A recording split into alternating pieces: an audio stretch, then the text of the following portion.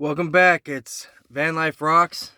This channel. This is Rox Revan Hart, and I am uh, not so happy with today's video. Uh, though it's been overdue to try to update the channel a little bit for the subscribers, and this isn't going to be a very good episode. Unfortunately,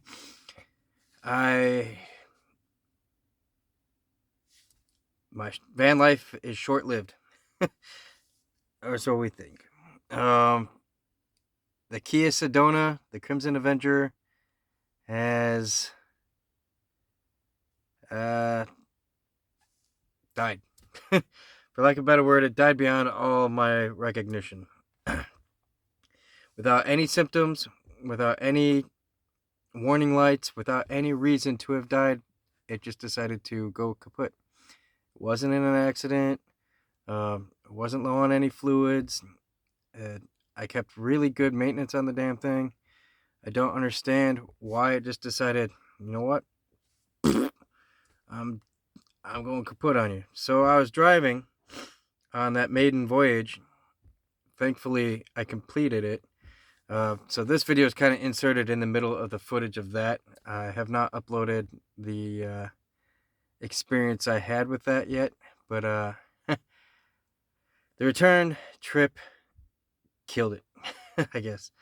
So I was driving and right in the middle of traffic, everything shuts off. I started noticing the radio was flickering. With the radio flickering, I just killed the power to the radio, and then, which was, it had the display on it, so that was like cutting out and stuff. So the next thing I started noticing was the lights on the dashboard were starting to flicker. I was like, oh, this isn't good. And then all power failure. What I mean by that is it started going, just acting like really bad. And I'm just like about a mile from home.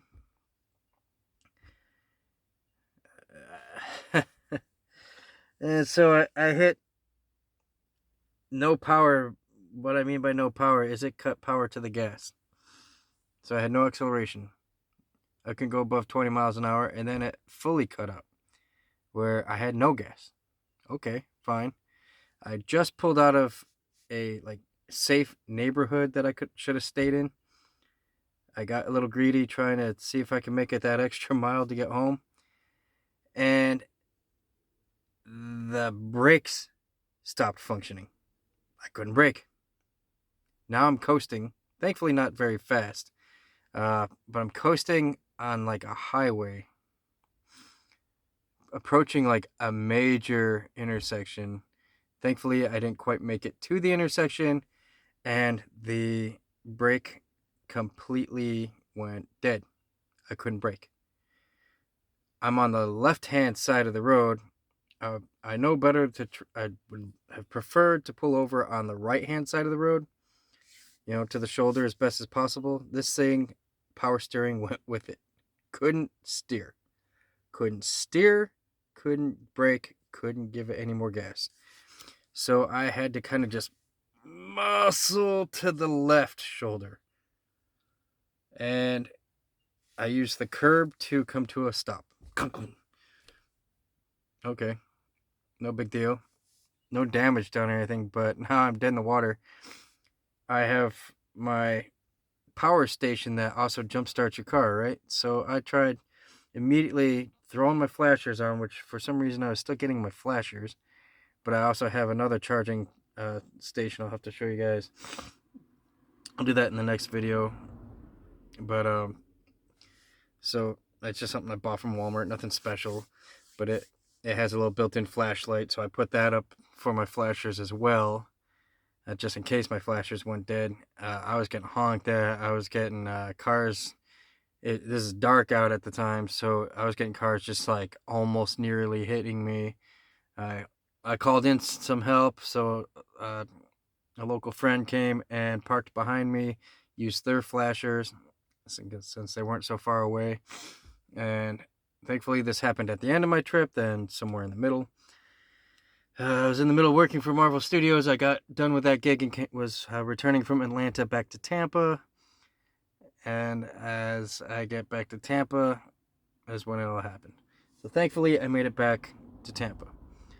And with my friend behind me, keeping the flashers going, I at least no longer had trouble with the traffic. However, I did have an officer, a sheriff, pull up and just ask me how long I was going to be there for. I was like, I gave him a quick rundown. My car completely went kaput. I don't know what's wrong with it. I've never heard of such a situation before. Normally, I'm on the fly and fixing things. I hooked up my charging station to try to jump start it. It would, but it'd go dead almost immediately. Now, mind you, I just replaced the battery with a brand new battery.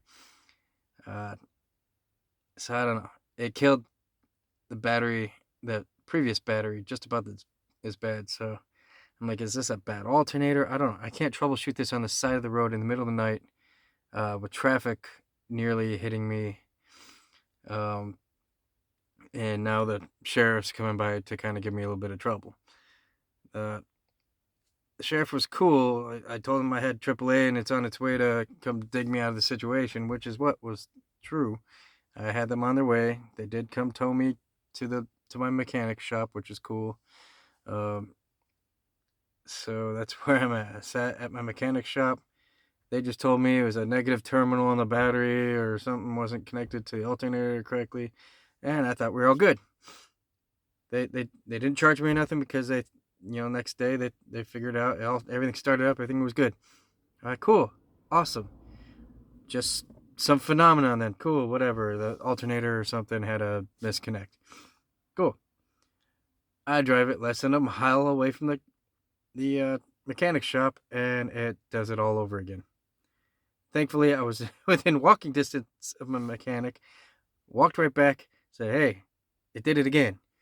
And so they're like, "Oh, okay." So they hopped the guy on a golf cart, brought over his little charging jump starter kit, and we jumped it, and it was giving me hell, but we jumped it, and we managed to get just enough juice in it to push it back to the mechanic shop across the street. Thankfully, it was just across the street, no big deal. And that's where the Sedona sits right now and remains. They're going to work on it on Monday and let me know what the deal is. Well, that sucks.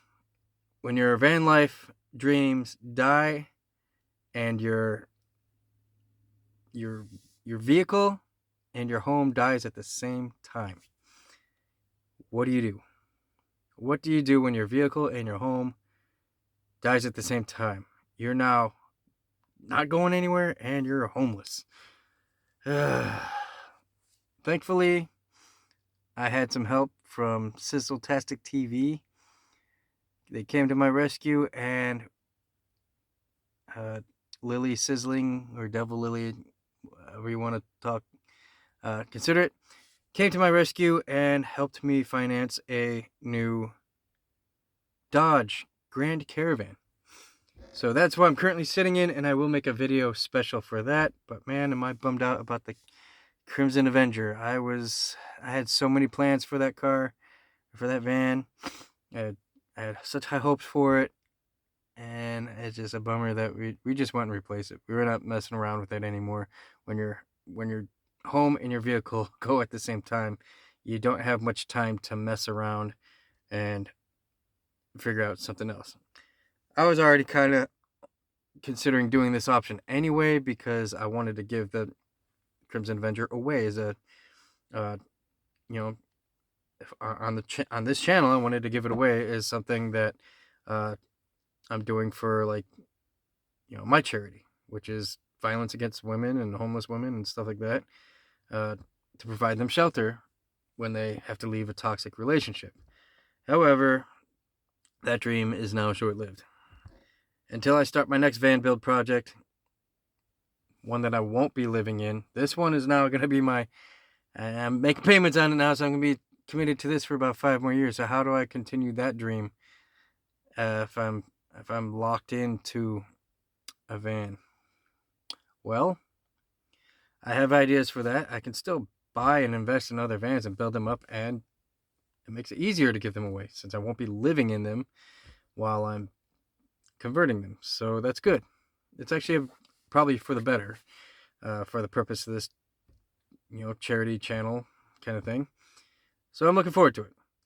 Stay tuned if you've watched any of my channel, because there's still a lot more content coming. I am not dead in the water anymore. I'm ready to reveal the new van. So in the next couple episodes, we're going to be doing a van reveal. We did not survive the maiden voyage of the Krymson Avenger. Go figure. Anyway, thank you for watching. Hit the like, subscribe, share, do all that fun stuff. And stay tuned, because the adventure is not over. We are just getting started. And now I'm just kind of sorting some things out and getting it going. Thank you.